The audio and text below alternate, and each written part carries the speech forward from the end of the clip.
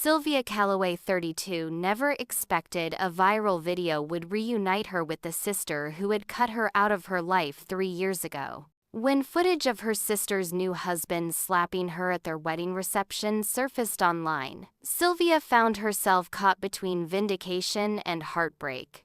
The family that had chosen sides against her was now frantically calling, but Sylvia wasn't sure she wanted to answer. Hey everyone! Before we dive deeper into this family drama that changed my life forever, I'd love to know where you're watching from. Drop your location in the comments below. And if you've ever had to make the tough choice between family loyalty and standing up for what's right, hit that like button and subscribe to my channel for more real-life stories about complicated family dynamics and the sweet justice that sometimes follows. Now, let's get into how my sister's perfect wedding turned into the catalyst for exposing years of family secrets. 3 years before the infamous wedding video, Sylvia and her younger sister Madison had been inseparable. Growing up in suburban Connecticut, the Calloway sisters were the dynamic duo that everyone in town recognized. Sylvia, the practical, ambitious elder sister who excelled in law school, and Madison, the charismatic, people-pleasing younger sister with dreams of becoming an interior designer. Their close bond had survived their parents' messy divorce when they were teenagers, college separations, and even Sylvia's demanding job at a prestigious law firm in Boston. Everything changed when Madison started dating Ethan Rhodes. There was something about him that set off alarm bells for Sylvia from their very first meeting at their parents' annual 4th of July barbecue. Ethan had charm in spades, a dazzling smile, impressive credentials as a financial advisor, and the kind of confidence that commanded attention in any room. But Sylvia noticed the subtle ways his hand gripped Madison's waist too tightly when she spoke to other men, how he would interrupt her mid-sentence with what Madison means to say is, and the careful way her once outspoken sister began to measure her words around him. He's just protective, Madison had defended when Sylvia carefully broached the subject 3 months into their relationship. You don't understand, his ex really did a number on him. He's been hurt before. Sylvia tried to accept this explanation, but the red flags only multiplied. Madison stopped joining their weekly sister brunches. She missed their mother's birthday dinner because Ethan had a work emergency. When she did show up to family gatherings, she wore long sleeves even in summer heat and checked her phone anxiously every few minutes. The breaking point came 6 months into Madison and Ethan's relationship. Sylvia stopped by Madison's apartment unannounced, hoping to surprise her with tickets to a Broadway show they'd both been dying to see. Instead, she found her sister with a poorly concealed bruise around her left wrist and a split lip she tried to explain away as a clumsy accident with a kitchen cabinet. Madison, this isn't right, Sylvia had said, firmly sitting her sister down at the kitchen table. I'm a lawyer. I see domestic violence cases all the time. This is how it starts: isolation control, and then it escalates. Madison's face had hardened in a way Sylvia had never seen before. You've always been jealous that I found someone who truly loves me, she spat. You can't stand that I'm happy while you're still single and married to your job. Not everyone wants your perfect, controlled life, Sylvia. Some of us want passion. Passion doesn't leave bruises. Sylvia had responded, her voice breaking. I love you too much to watch you disappear into this relationship. Mom and Dad are worried too. We all see what's happening. That confrontation led to a volcanic family argument. Madison told their parents that Sylvia was making up lies about Ethan because she was jealous and bitter. To Sylvia's shock and devastation, their father, always quick to avoid conflict, sided with Madison. Young love can be intense, he'd reasoned uncomfortably. We shouldn't interfere. Their mother wavered, torn between her instinct to protect Madison and her reluctance to alienate her younger daughter by seeming to take Sylvia's side. In the following weeks, Madison systematically cut Sylvia out of her life. She blocked her number, returned mail unopened, and told mutual friends that Sylvia had serious mental health issues and was obsessed with ruining her happiness. The family fracture deepened when Madison announced her engagement to Ethan just 4 months later. He proposed with Grandma's ring, their mother told Sylvia during one of their increasingly strained phone calls. "Your sister seems happy, Sylvia. Maybe you were wrong about him." Sylvia couldn't believe what she was hearing. "Mom, you saw the same warning signs I did. Are we really going to pretend everything's normal because she's wearing Grandma's ring now?" The engagement accelerated Madison's estrangement from Sylvia. Holiday gatherings became awkward affairs where family members tiptoed around the elephant in the room. Sylvia would receive text messages from her mother saying things like Madison and Ethan announced they've set a date or they've chosen a venue by the lake, but it became increasingly clear that Sylvia would not be welcome at the wedding. When the formal invitation never arrived, Sylvia wasn't surprised, but the finality of it crushed her nonetheless. Her own sister was getting married and she wasn't even invited. Their mother made weak excuses. Madison just wants a drama-free day, and maybe after the wedding, things will calm down. Sylvia threw herself into her work, taking on extra cases and pulling all-nighters to avoid dwelling on the family that had essentially chosen an abuser over her.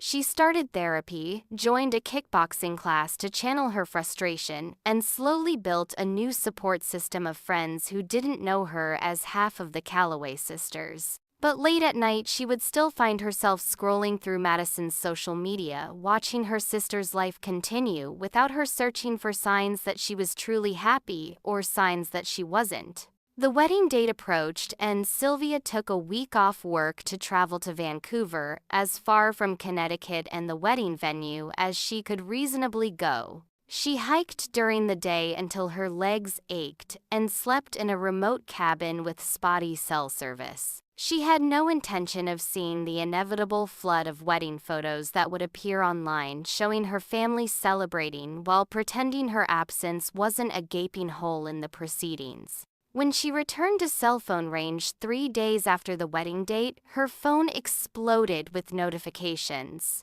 Dozens of missed calls from her mother, her father, even distant relatives who hadn't spoken to her in years. Texts saying, "Have you seen it?" and "Call me as soon as possible." And a single text from an unknown number that she would later learn belonged to her sister's college roommate Sylvia. "You were right about him all along. Everyone knows it now." Sylvia's hands trembled as she clicked on the link her cousin had sent with the message, "This is everywhere. Madison needs you now more than ever." The video opened with typical wedding reception footage, a lavishly decorated ballroom at the Lakeside Manor, where Madison had always dreamed of getting married. Guests in formal attire milled around cocktail tables while a live band played in the background. The camera, seemingly held by someone at a guest table, zoomed in on Madison and Ethan near the dance floor. Madison looked stunning in her white lace gown, her blonde hair swept up in an elegant updo adorned with baby's breath, flowers just as she and Sylvia had once planned during their childhood wedding fantasy games. For a moment, Sylvia felt a pang of what might have been. She should have been standing beside her sister as maid of honor, not watching this moment through a shakily filmed video sent by a relative who hadn't spoken to her in months. In the video, Madison was speaking to an elderly woman Sylvia recognized as their great-aunt Judith, known for her generous wedding gifts and equally generous opinions. While the video's audio wasn't perfect, Sylvia could make out her great-aunt saying something about starting a family soon, and Madison laughing, politely responding, "We're enjoying being newlyweds first." That's when Ethan appeared in the frame, sliding his arm around Madison's waist with a grip that made Sylvia's stomach clench. He leaned in to whisper something in Madison's ear, his smile never reaching his eyes. Madison's expression faltered momentarily before she recovered with a practiced laugh. Actually, Ethan's voice carried clearly as he addressed Great-Aunt Judith, "We're planning to start trying right away." Madison's not getting any younger, and I want at least 3 kids. Madison's smile became fixed, and she softly said, "We haven't actually decided on a timeline yet, honey." What happened next made Sylvia gasp aloud in her cabin retreat. Ethan's charming facade dropped for just a second. A flash of pure rage crossed his face before he controlled it. He laughed loudly, pulling Madison against him even tighter. "Oh, we've discussed it plenty," he said through gritted teeth, that somehow still resembled a smile. Madison sometimes forgets our conversations when she gets excited. Great Aunt Judith looked uncomfortable but smiled politely. "Well, whatever you decide, don't wait too long. The Calloway women have always had trouble conceiving after 35. As the elderly woman wandered away, Ethan steered Madison toward a quiet corner near the emergency exit out of earshot of nearby guests, but still within view of the person filming. Although their words were no longer audible, their body language told a clear story. Ethan's finger jabbed at Madison's chest as he spoke, his face a mask of controlled anger. Madison seemed to shrink before him, her head bowing slightly, a posture Sylvia had never seen in her confident sister before Ethan came into her life. Then came the moment that had apparently made the video go viral. Madison said something in response, lifting her chin slightly, and Ethan's hand flashed across her face in a quick, sharp slap. It wasn't a dramatic movie-style hit. It was quick, controlled, and practiced. Even more chilling was how quickly Madison's hand flew to her cheek, not in shock, but in a practiced motion to hide the mark, her eyes darting around to see if anyone had noticed. But someone had noticed. The camera had caught it all, and in the background, several guests could be seen frozen in shock champagne glasses midway to their lips. The video continued for another 30 seconds as Madison frantically straightened her veil, applied a smile, and allowed Ethan to lead her back to the reception, his hand now gently placed on the small of her back as if nothing had happened. The video ended with a text overlay that read, "Disgusting." This was his behavior on their wedding day. Imagine what happens behind closed doors. The bride's family watched this happen and did nothing. Share to expose this abuser number, domestic violence awareness number, wedding gone wrong. The comment section below the video was a battlefield. Some commenters expressed outrage and concern for Madison. Others defended Ethan, suggesting it was taken out of context or that Madison must have said something terrible to provoke him. A few even blamed Madison for choosing to stay with him. But the comments that stabbed at Sylvia's heart came from users claiming to know the family. The saddest part, her sister warned everyone about this guy and got cut off for it. "I went to high school with the bride's sister. She's a domestic violence attorney and tried to intervene. The family chose the abuser over her. This is why people don't speak up. Look what happened to the sister who tried to help." Sylvia sat in stunned silence on her cabin bed, the phone dropping from her nerveless fingers. After 3 years of doubt, questioning if she'd overreacted, wondering if perhaps Madison's relationship was indeed just passionate as her sister had claimed, here was vindication in the worst possible way. Her phone rang again, her mother. This time, Sylvia answered. "Mom, oh, thank God," her mother sobbed. "Sylvia, it's awful. The video, everyone's seen it. Madison is devastated. Ethan is threatening legal action against whoever posted it. Your father is beside himself." Sylvia closed her eyes, steeling herself. "Where is Madison now? She's still with him," her mother whispered. "She says it wasn't what it looked like, that she stumbled and he was trying to steady her. But Sylvia, we all saw it. It's exactly what you warned us about." A cold clarity washed over Sylvia. 3 years, she said quietly. "It took 3 years and a viral video for you to believe me. Do you have any idea what those 3 years were like? What Madison has probably been enduring while you all played happy family?" "I know, honey. I know," her mother wept. "We were wrong. So wrong. But Madison needs you now. She won't listen to any of us. You're the only one who might get through to her." Sylvia stood up and began packing her bag. "I'll be on the next flight home," she said, not out of forgiveness, but because somewhere in Connecticut her sister needed her, had always needed her, and this time Sylvia wouldn't be shut out. The flight from Vancouver to Connecticut gave Sylvia too much time to think. 6 hours trapped in a metal tube at 3,000 feet, scrolling through 3 years of missed family moments on her phone. Madison's engagement photos at sunset, their parents' anniversary celebration holiday gatherings, where everyone smiled as if her absence wasn't a painful void. And now wedding pictures being rapidly scrubbed from social media as the video continued to spread. By the time her plane landed at Bradley International Airport, the video had been viewed over 2 million times. Wedding Slapgate was trending on Twitter, and 3 of Madison's bridesmaids had made public statements distancing themselves from Ethan. Madison's Instagram account had been set to private, and Ethan's LinkedIn profile had mysteriously disappeared. Sylvia's father was waiting at arrivals, looking a decade older than when she'd last seen him at Christmas. The confident man who had once told her she was making mountains out of molehills regarding Ethan's behavior now stood with slumped shoulders, his eyes hollow with guilt. "Sylvie," he said, using her childhood nickname for the first time in years. "Thank you for coming." The drive to her parents' house in Hartford was tense with unspoken recriminations. Her father attempted small talk, commenting on her new haircut, asking about her job, but Sylvia's one-word responses eventually silenced him. "Just tell me what's happening with Madison," she finally said as they exited the highway. Her father's hands tightened on the steering wheel. She and Ethan returned from their honeymoon early when the video started circulating.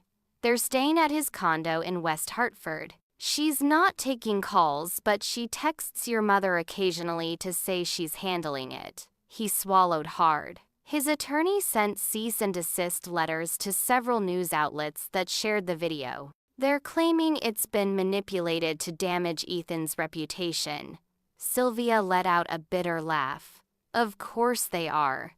Her father pulled into the driveway of the colonial-style home where she'd grown up. "Sylvia, I know you have every right to be angry with all of us. But right now, save it," Sylvia interrupted, opening her door. "I'm not here for your absolution, Dad. I'm here for Madison."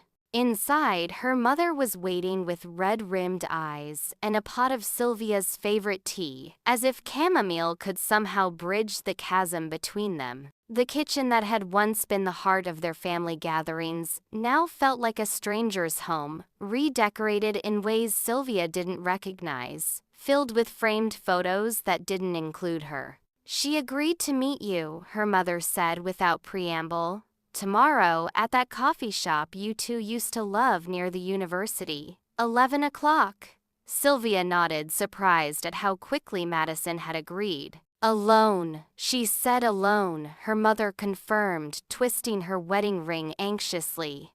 "But, Sylvia, she's different, defensive.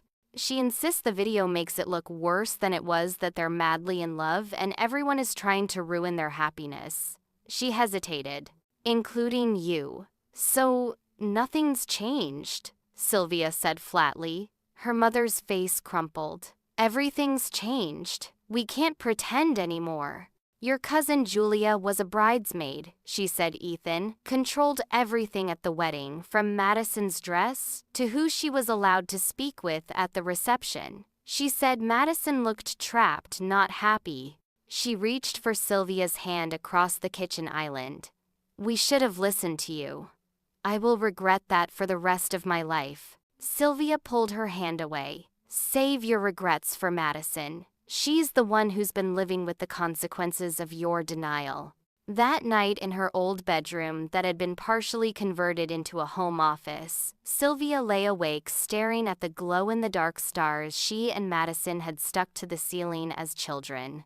They had named the constellations after their dreams. The cluster above the window was Madison's design empire, while the stars above Sylvia's bed formed Sylvia's law firm for helping people. Simple dreams from a time before they understood how complicated family loyalty could become. Her phone buzzed with a text from an unknown number. "It's Madison. Don't tell Mom and Dad, but Ethan's coming with me tomorrow. Don't make a scene. I'm trying to fix this." Sylvia sat up, adrenaline coursing through her veins. For the first time in 3 years, her sister was reaching out directly, even if the message itself was concerning. She typed and deleted 5 different responses before settling on, "I've missed you, Maddie. Whatever happens tomorrow, I'm here for you. Always have been." The response came quickly, "I know." Just 2 words, but they gave Sylvia hope that somewhere beneath the fear and manipulation, her real sister was still there waiting to be found. The next morning, Sylvia arrived at Groundwork Coffee 30 minutes early, selecting a table with a clear view of both entrances and her back to the wall, a habit from her days representing domestic violence survivors in court. She ordered Madison's favorite vanilla latte alongside her own black coffee, a peace offering and a reminder of their shared history. At exactly 11 o'clock, Madison walked in alone. She was thinner than Sylvia, remembered her cheekbones more, pronounced her once vibrant blonde hair, now highlighted with premature strands of gray. But it was her eyes that had changed the most, once sparkling with confidence and mischief. They now darted nervously around the cafe, checking each face as if expecting judgment from strangers. When those eyes finally landed on Sylvia, they filled with tears. For a moment, neither sister spoke. Then Madison rushed forward, collapsing into the chair across from Sylvia. "He's parking the car," she whispered urgently. "We only have a minute." She reached across the table and gripped Sylvia's hand with startling strength. "I need your help, Sylvia. You were right. You were always right. But I don't know how to get out." Sylvia's heart hammered in her chest as she squeezed Madison's trembling hand. After 3 years of silence, her sister's whispered confession confirmed her worst fears while simultaneously igniting a fierce protectiveness she thought she'd buried beneath layers of hurt and resentment. "Listen to me carefully," Sylvia said, leaning forward and keeping her voice low. "I have a friend from law school who specializes in high-risk domestic violence cases. She can have a protection order drafted by end of day. We can go straight to her office from here." "No," Madison's eyes widened with panic. "You don't understand. He's monitoring my phone, my email, even my bank accounts. He has friends in the police department. After the video went viral, he's been..." She trailed off unconsciously, touching her collarbone where Sylvia could now see the faint yellowish edge of a bruise disappearing beneath her sweater neckline. "The honeymoon?" Sylvia asked, already knowing the answer. Madison's eyes filled with tears. "It was a nightmare. He said I humiliated him, that I planned the video leak. He took my passport until we had to come home because of the media attention." She glanced anxiously toward the door. "I've been trying to figure out what to do, but he never leaves me alone now, except to go to work. Today is the first chance I've had to." The cafe door swung open, and Madison's entire demeanor transformed so quickly it was as if someone had flipped a switch. She straightened her posture, wiped away her tears, and forced a brittle smile that didn't reach her eyes. Sylvia had seen this exact transformation in countless domestic violence survivors the public face that said everything was fine. Ethan Rhodes approached their table with the confident stride of a man who believed he controlled the room.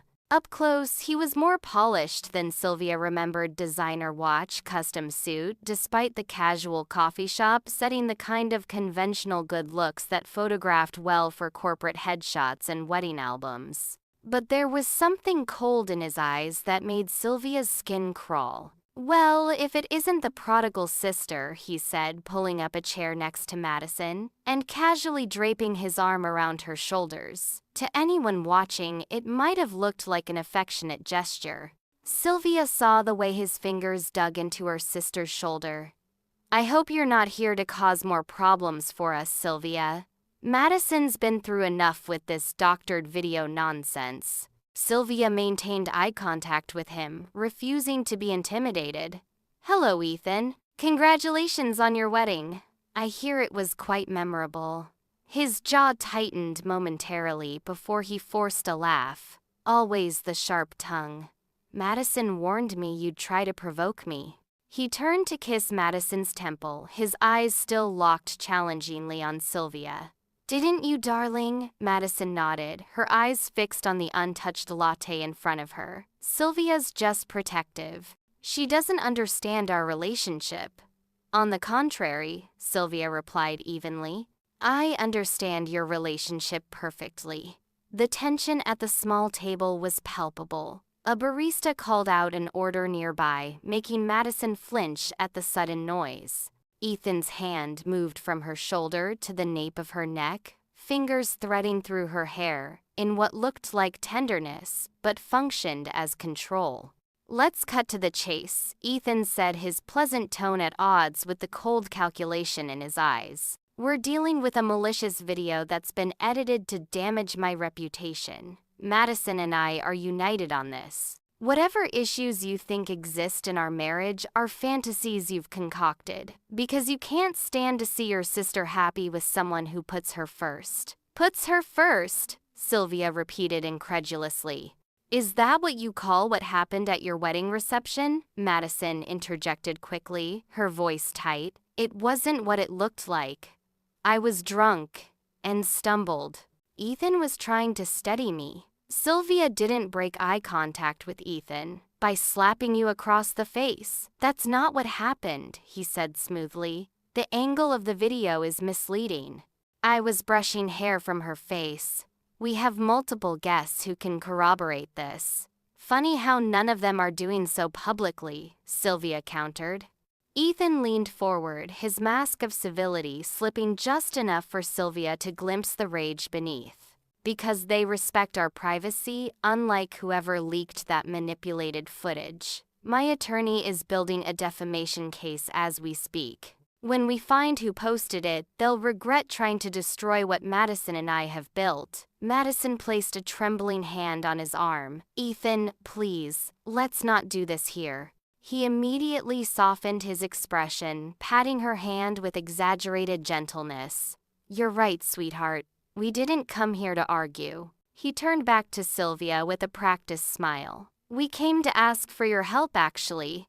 This caught Sylvia off guard. My help? You're a lawyer with domestic violence expertise, he said.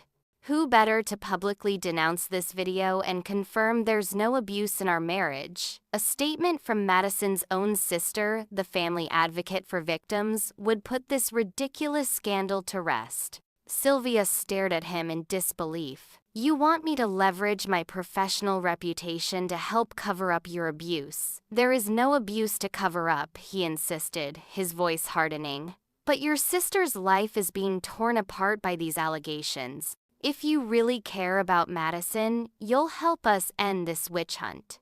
Sylvia looked at her sister, trying to communicate silently that she understood what was happening. Madison's eyes briefly met hers before darting away. I need to use the restroom, Madison said, suddenly standing up. Sylvia, will you come with me? Ethan frowned. We're in the middle of an important conversation, Madison. It'll just take a minute, Madison insisted, with a forced lightness. You know, us girls always going to the bathroom in pairs. Old habits. Ethan's jaw worked as he visibly calculated the optics of refusing this request in a public place. Finally, he nodded once, but as Madison stepped away, he caught her wrist. Don't be long. The sisters walked in silence to the back of the cafe. Once inside the small single-occupancy bathroom, Madison locked the door and immediately turned on the faucet. He might have someone watching the cafe, she whispered, her composure crumbling. He does that sometimes, has friends follow me. I don't have much time. She pulled out her phone and showed Sylvia a banking app. He's hidden money in accounts I didn't know about. Last night while he was sleeping, I found statements showing he's been siphoning from our joint accounts since before the wedding. Sylvia took the phone, quickly scanning through the statements. Madison, this is financial abuse on top of physical abuse. We need to get you out now. I've been documenting everything, Madison continued, frantically pulling down the collar of her sweater to reveal more bruises. Since the video went viral, it's gotten worse. He says if I leave him, he'll destroy me, leak embarrassing photos, tell everyone I'm mentally unstable. Her voice broke. Maybe I am. I let this happen. I chose him over you when you were just trying to protect me. Sylvia grabbed her sister's shoulders. Listen to me. Nothing about this is your fault. Abusers isolate their victims, it's textbook. But you're not alone anymore. She reached into her purse and pulled out a burner phone she'd purchased that morning just in case. Take this. I've programmed my number and the domestic violence hotline. We're going to walk out of here and I'll create a diversion. You tell Ethan you're not feeling well and need to go home. Once there, pack only essentials: identification, medications, a few clothes. Text me the word ready when you can safely leave and I'll have someone pick you up who isn't connected to me or our family. Madison took the phone with shaking hands. He'll come after me. Let him try, Sylvia said with steel in her voice. I've spent 3 years building cases against men like him. I know every legal resource available and I'm not afraid of him. For the first time, a flicker of Sylvia's confident, spirited sister appeared in Madison's eyes. I've missed you so much, she whispered, hugging Sylvia fiercely. I'm sorry I didn't listen. We don't have time for apologies now, Sylvia said, returning the embrace before pulling back. Follow my lead. When they returned to the table, Ethan was on his phone, his expression thunderous. He looked up as they approached. We need to go. Now. He stood abruptly, grabbing Madison's purse from the back of her chair. Your little video has gone viral again, this time with some amateur body language expert analyzing it. My boss just called. The firm is concerned about the optics. Madison swayed slightly on her feet. I'm not feeling well, actually. I think I should go home and lie down. Ethan's eyes narrowed suspiciously. We'll both go home. Actually, Sylvia interjected, I was hoping to speak with you privately, Ethan, about that statement you wanted. He hesitated, clearly, torn between keeping Madison in his sight and the opportunity to pressure Sylvia into helping manage the public relations disaster. Madison pressed a hand to her forehead. Please, Ethan. I feel a migraine coming on. You know how I get with those. I won't be any use in a discussion about legal statements. Fine, he relented after a moment. But you go straight home. I'll have my meeting with your sister and join you shortly. As they gathered their belongings, Sylvia pretended to take a call. Hello, yes, this is she. She stepped away from the table, signaling for them to wait. Today, yes, I can be there at 2 p.m. for the interview. Channel 8 News, correct? About domestic violence warning signs, absolutely. I'd be happy to provide my expertise. She ended the fake call and returned to the table, noting with satisfaction how Ethan had paled slightly. Work call, he asked with forced casualness. Local news, Sylvia replied. They're doing a segment on identifying domestic abusers. Apparently, your wedding video has sparked quite a conversation about domestic violence awareness. She smiled pleasantly. They want an expert opinion. Ethan's expression hardened. Madison, wait for me in the car. I need a moment with your sister. Madison hesitated, looking between them with undisguised fear. It's okay, Madison, Sylvia assured her. I'll stop by later to check on your migraine. Remember what Mom used to say, stay hydrated and get your things in order when you feel one coming on. Madison nodded, understanding the coded message. I will. Thank you for meeting us today, Sylvia. It meant a lot. After Madison left, Ethan's pleasant facade vanished. Whatever you think you're doing, stop it now, he hissed across the table. Madison is my wife. Our problems are none of your business. See, that's where you're wrong, Sylvia replied calmly. Madison is my sister. She was my sister long before she was your wife, and she'll be my sister long after she's no longer your wife, which I suspect will be very soon. Ethan leaned forward, his voice low and menacing. You have no idea who you're dealing with. I can make your life very difficult. Funny, Sylvia said, gathering her purse. I was about to say the same thing to you. She stood up, looking down at him. By the way, there's no news interview. But there could be any time I choose. Remember that, while you're deciding your next move. As she walked away, she heard him call after her. This isn't over. Sylvia turned back with a calm smile that didn't reach her eyes. No, Ethan. For you, it's just beginning. Before I continue with what happened next in this intense family showdown, I want to check in with all of you watching. This turning point in my relationship with Madison reminds me how quickly family dynamics can change when truth finally comes to light. If you've ever had to make a difficult choice to help someone you love, even when they weren't ready to accept it, hit that like button. Your support means everything as I share this painful chapter of my life. Subscribe to see how I helped my sister escape this dangerous situation and what unexpected consequences followed.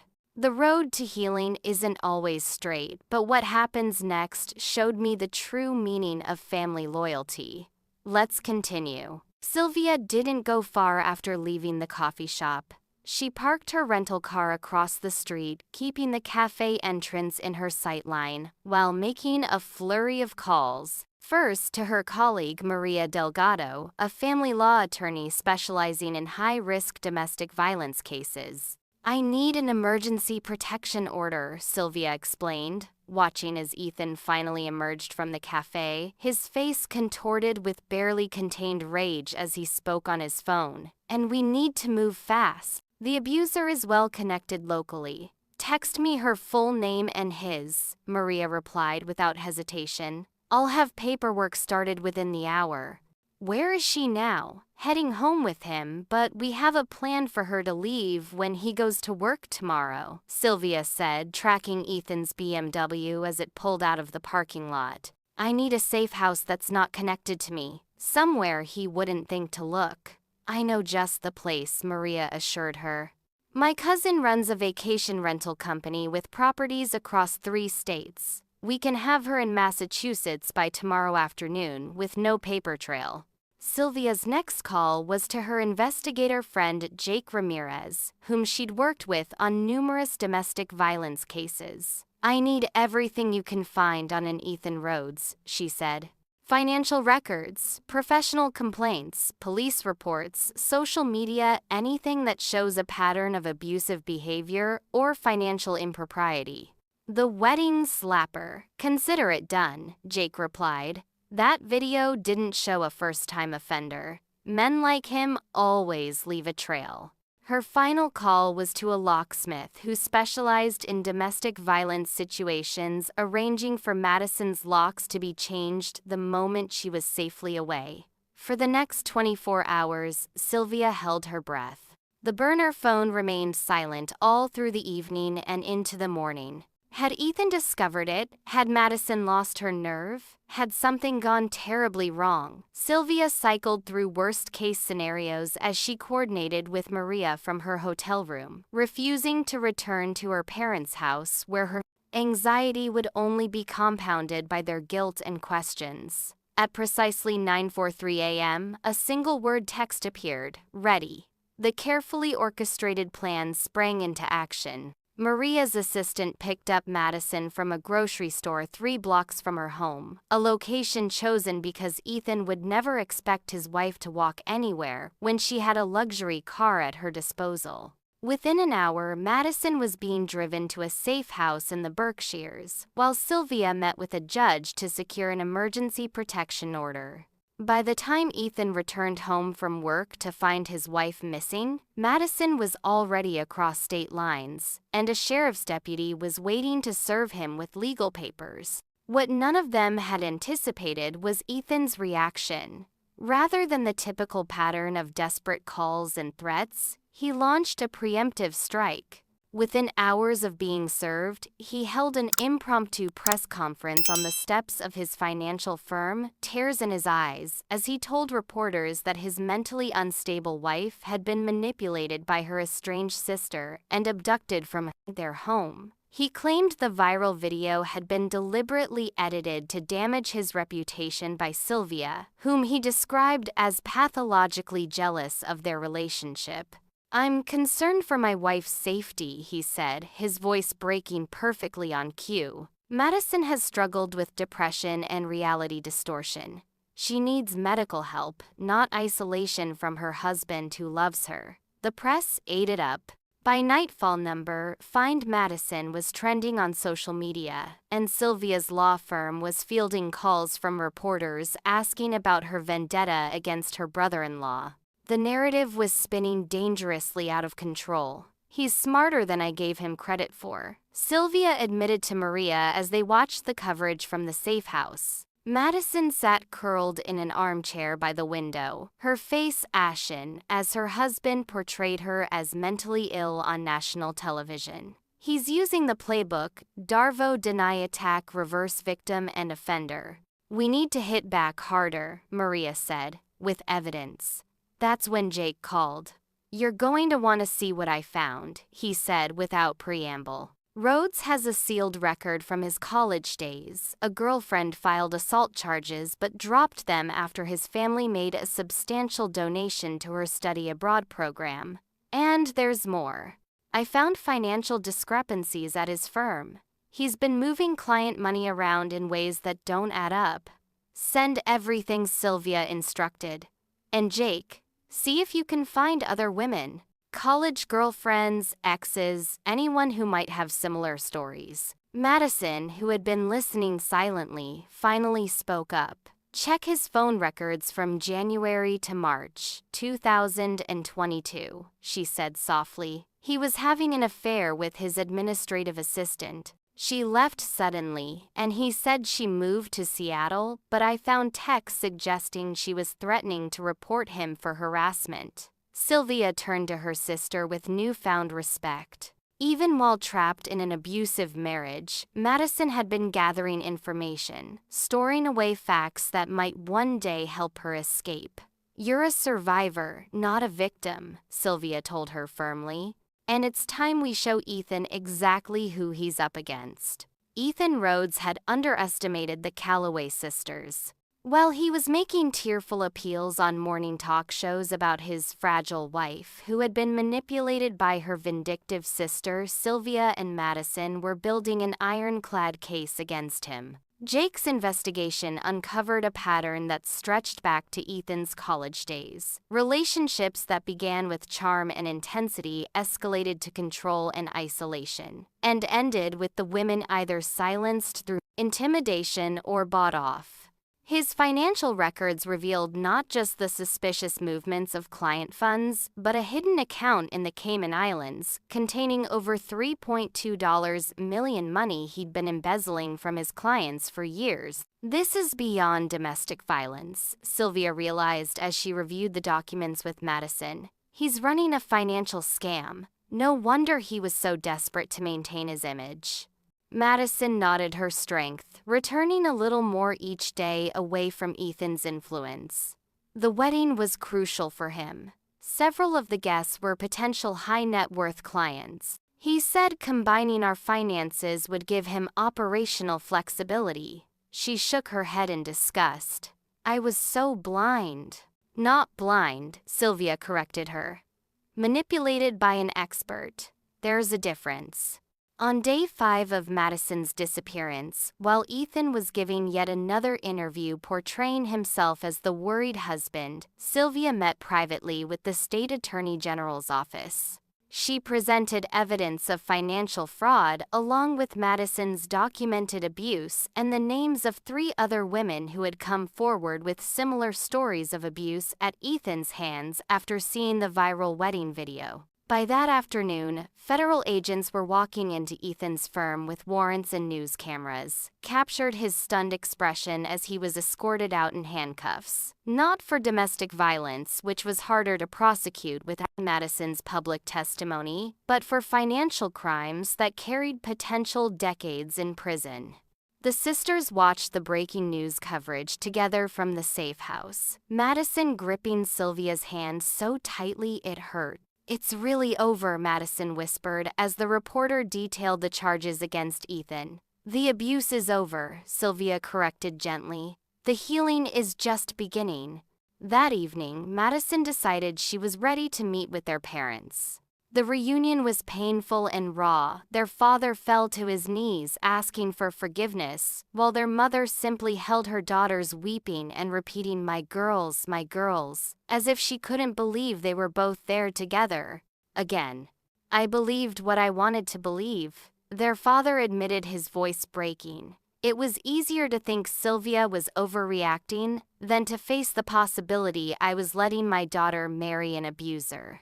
"We all have to live with our choices," Madison said quietly. "I chose him over my own sister. I have just as much to atone for." Sylvia shook her head. "Victims don't need to apologize for their abuser's actions. Ever." In the days that followed, the media narrative shifted dramatically. As details of Ethan's financial crimes came to light, more women came forward with accounts of his controlling and abusive behavior. The viral wedding video was no longer viewed as an isolated incident, but as evidence of a long-standing pattern.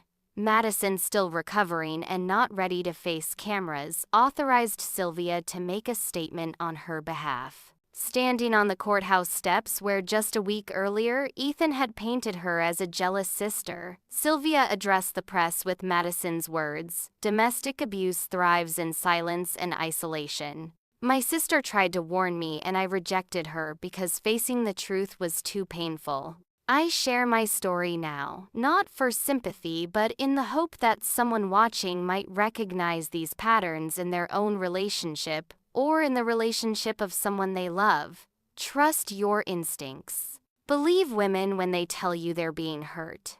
And if you're the one being hurt, please know that escape is possible and you deserve so much better." The statement went viral, even more widely shared than the original wedding video. Number Believe Survivors and Number Callaway Strong trended for days.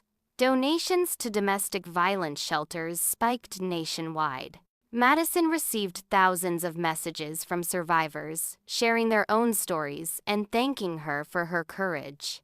"You know what the strangest part is?" Madison said to Sylvia one evening as they scrolled through the supportive messages. 3 years ago, I thought losing Ethan would destroy me. I built my whole world around him because he made me believe I was nothing without him. Now he's gone and I feel like I can breathe for the first time since we met." Sylvia smiled, recognizing the return of her sister's inner light dimmed, but never fully extinguished by years of abuse. "That's not strange at all," she said. "That's freedom." 2 months after Ethan's arrest, with his trial for financial crimes still pending, Madison filed for divorce and an order of protection. This time, she walked into the courthouse with her head held high, flanked by Sylvia and their parents. The family that had once been fractured by denial and misplaced loyalties now stood united finally on the right side of the truth. As they left the courthouse, a reporter called out to Madison, "Do you regret marrying Ethan?" Madison paused, considering the question carefully. "I regret that it took a viral video for me to accept what my sister had been telling me for years," she replied. "But I don't regret surviving. And I don't regret standing here today free." She linked her arm through Sylvia's, and together the Callaway sisters walked toward a future neither could have imagined 3 months earlier when a wedding video changed everything. 1 year after the viral wedding video that changed our lives, Madison and I stood together on a different kind of stage, addressing a conference on domestic violence awareness. No longer defined by trauma, my sister had become an advocate, using her experience to help others recognize the warning signs she had missed. As for Ethan, he pleaded guilty to financial fraud to avoid a public trial where his history of abuse would be exposed. He'll serve 15 years in federal prison, far from the life of privilege and control he had built on others' pain. Sometimes, justice arrives in unexpected ways. The greatest victory, though, was rebuilding our bond as sisters, stronger now for having been tested. Family isn't always those who stand by you, no matter what. Sometimes true family are those brave enough to tell you hard truths when you need to hear them most. Thank you all for following my story. If something in it resonated with you, please share it with someone who might need to hear it. Have you ever had to choose between keeping peace and speaking truth in your family? I'd love to hear your experiences in the comments below. Don't forget to like and subscribe for more real stories about family healing and finding strength in unexpected places. Remember, sometimes the hardest family conversations lead to the most powerful transformations. Until next time, this is Sylvia Calloway reminding you that your story isn't over. Sometimes it's just beginning.